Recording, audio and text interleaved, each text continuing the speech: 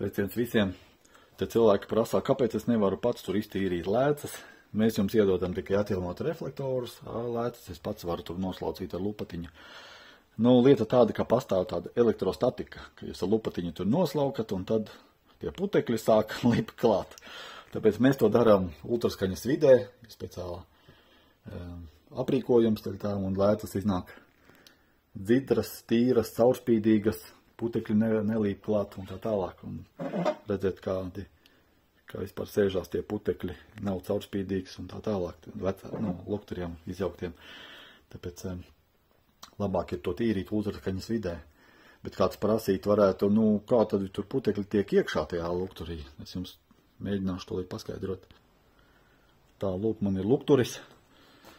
Lukturim, pa šim lukturim Lexus pat ir 2 lēcas un dzidras. Un kā tad tiek iekšā? Tad es te mēģināšu no otras puses parādīt. Ir tāda lieta kā drenāža. Katram lukturim te ir viena drenāža, kur gaiss cirkulē, un te ir otra drenāža.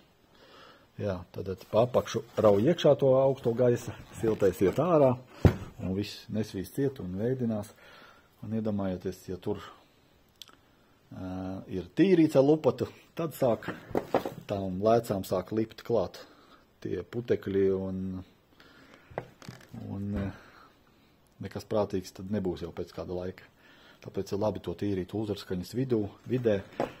Un jūs dodat, piemēram, mums atjaunot reflektorus, mēs uzreiz arī vediet kopā ar lēcām, tad mēs arī izmazgāsim to.